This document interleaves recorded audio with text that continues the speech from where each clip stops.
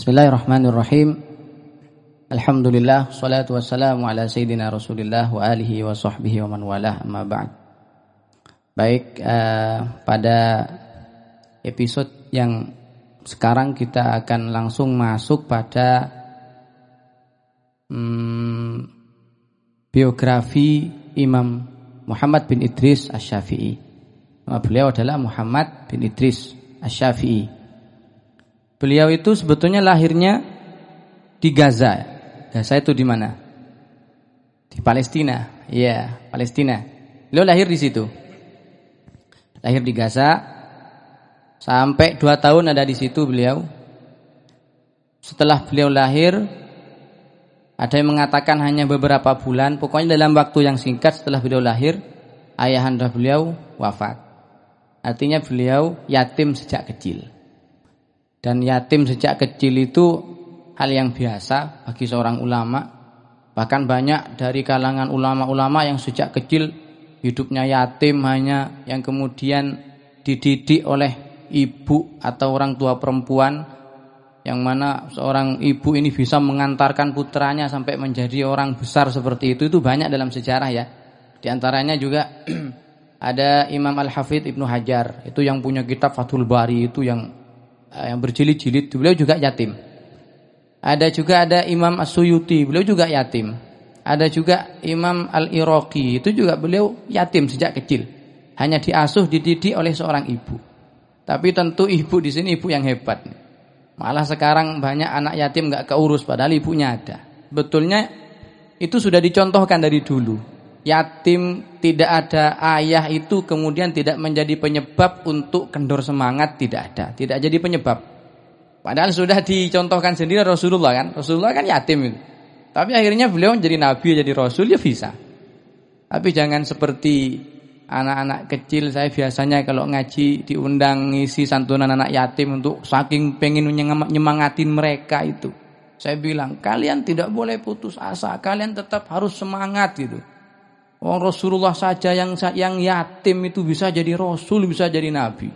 Nah, setelah itu saya tanya sama mereka itu, ayo cita-cita kalian di sini. Taruhlah cita-cita kalian setinggi langit. Apa cita-cita kalian? Ada dari mereka yang mengatakan, saya ingin jadi rasul, Pak Ustaz. Wah, ini salah paham rupanya ini. Mentang saya sudah menjelaskan Nabi Muhammad saja yang yatim bisa jadi rasul, kata saya. Kalian tidak perlu putus asa. Mereka kemudian ada yang punya cita-cita ingin jadi rasul. Ya bisa, rasul palsu tapi. Nabi-nabi palsu. Ya tidaklah, jangan ya. Ini Imam Syafi'i itu dilahirkan setelah beberapa bulan. Setelah itu ayahandanya meninggal. Hanya diasuh oleh ibunya. 2 tahun ada di Palestina. Selama 2 tahun di Palestina ini tidak ada yang tahu. Informasinya tidak sampai kepada kita bagaimana ibundanya mendidik beliau di masa atau di umur sampai umur 2 tahun ini, belum ada informasi di kitab-kitab manaqib atau sejarah beliau juga tidak ada informasinya bagaimana cara mendidiknya. Anak umur 2 tahun tuh biasanya umur 2 tahun kan sudah mulai belajar ngomong tuh. Anak umur 2 tahun tuh sudah bisa ngomong. Itu bagaimana cara mendidik? Apakah ada pendidikan khusus? Kalau cara orang sekarang yang parenting itu dari umur sekian sampai sekian itu kan ada biasanya. Di situ kita tidak menemukan informasi itu tentang seputar Imam Syafi'i dari sejak lahir sampai umur 2 tahun. Cuma beliau itu kalau cerita di manaqib-manaqibnya, cerita beliau itu setelah 2 tahun umur beliau, lalu ibunya membawa beliau pindah ke Mekah. Dari Gaza, dari Palestina itu diajak pindah oleh ibunya ke Mekah. Kenapa Mekah? Karena Mekah itu adalah tanah datuknya, tanah kakek moyangnya. Karena beliau itu nasabnya Quraisy ya. Nasabnya Quraisy dari pihak ayah. Kalau di pihak ibu, nasab beliau ke Yaman. Arab, suku Azdiyah namanya di Yaman. Dari ayah beliau orang Quraisy. Maka melalui jalur ayahnya ini kemudian ketemu dengan nasabnya Rasulullah, tapi di datuknya Rasulullah. Ketemu dengan nasab karena masih orang Quraisy. Tujuannya apa? Kok oleh ibunya dibawa pindah ke Mekah? Ada beberapa alasan setidaknya. Kan tidak mungkin tiba-tiba membawa anak yang masih kecil dibawa bukan untuk merantau loh ya, ibunya enggak jadi TKW, ini enggak. Bukan untuk merantau, enggak ada di situ, sejarahnya enggak ada.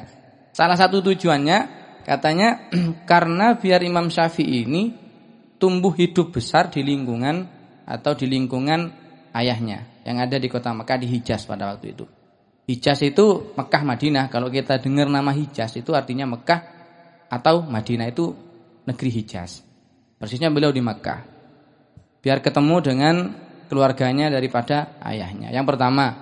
Yang kedua, karena bahasa Arab yang masih murni, bahasa Arab masih murni itu ya bahasa Arab yang masih masih fusha, yang belum terkontaminasi dengan bahasa-bahasa lain tuh ya di Hijaz itu. Di Hijaz itu juga ada suku nanti yang bahasa Arabnya luar biasa, masih murni, belum ada bahasa-bahasa lain masuk ke dalam bahasa itu. Jadi biar lisan Arabnya itu Imam Syafi'i itu memang biar makin fasih. Ada juga alasan kenapa ibu beliau membawa beliau ke Mekah, karena di Mekah tempat ulama. Pada waktu itu ya, tempat ulama. Di situ ada macam-macam, ada Imam Sufyan bin Uyainah, ada Muslim bin Khalid Az-Zanji, ada Ismail bin Konstantin yang kemudian menjadi guru beliau semua. Di Madinah ada Imam Malik bin Anas, pendiri mazhab Maliki. Itu alasan yang terpenting dalam hijrahnya Imam Syafi'i yang dibawa oleh ibunya ke Mekah. Salah satu alasannya ini, biar Imam Syafi'i itu bisa mempelajari ilmu agama langsung dari sumbernya. Karena sumber ilmu agama dulu itu kalau nggak Mekah, Madinah. Tempat turunnya wahyu kan di situ. Karena jaraknya masih dekat. Imam Syafi'i itu lahir tahun berapa? Tahun 150 Hijriah. Masih dekat lah. Masih dekat dengan masa kenabian, dengan sahabat, dengan tabi'in, itu sangat dekat sekali. Sehingga sumber ilmu pengetahuan, sumber Islam itu di sana dulu. Walaupun sudah menyebar ke beberapa negara, dibawa ke sana oleh ibunya. Akhirnya yang ketika sampai di sana, beliau itu hidup dalam dalam kondisi miskin. Bahkan lebih dari itu fakir, kata beliau. Fakir. Jadi ibunya beliau itu bukan orang kaya, keluarganya beliau bukan orang kaya. Sebetulnya kalau kita lihat secara logika saja, berarti ibunya beliau ini lebih mementingkan masa depan beliau. Karena seharusnya yang ibunya beliau ini keluarganya yang di Palestina itu, keluarganya semua di sana, keluarga dari ibunya. Loh, kenapa ibunya ini mau keluar dari kampung halamannya untuk membawa anaknya yang masih kecil ke negeri Hijaz? Harusnya kan kalau pengen nurutin hidup enak, mending saya tetap di kampung halaman saya, gitu kan kata ibunya. Keluarga saya ada di sini. Tapi karena yang dilihat itu adalah masa depan anaknya yang masih kecil ini. Karena lingkungan itu sangat berpengaruh. Lingkungan di Hijaz dari segi lingkungan akademis pada waktu itu. Ilmu-ilmu Islam banyak dipelajari di situ. Sehingga dari cita-cita ibunya itu memang sudah terlihat ingin membawa beliau hijrah di mana tempat atau lingkungan yang bisa mempengaruhi beliau untuk mempelajari ilmu agama langsung dari sumbernya, maka dipilihlah Mekah pada waktu itu. Sampai di Mekah beliau itu ngaji pertama kali membaca Al-Qur'an, belajar baca Al-Qur'an, menghafal Qur'an. Ini unik sekali beliau ketika beliau bercerita tentang pengalaman beliau di dalam belajar Al-Qur'an. Baik, untuk sesi ini kita cukupkan dulu. Bagaimana kisah selanjutnya beliau menjadi seorang murid yang baru belajar Al-Qur'an dari awal kepada siapa, bagaimana kelebihan-kelebihan beliau dalam membaca Al-Qur'an. Ini penting untuk kita nanti tiru ya, untuk kita terapkan kepada anak-anak kita. Metodenya seperti apa, kecerdasan beliau seperti apa. Untuk lebih jelasnya kita akan perbincangkan lagi pada segmen berikutnya. Sekian dari saya. Wallahu a'lam. Wassalamualaikum warahmatullahi wabarakatuh.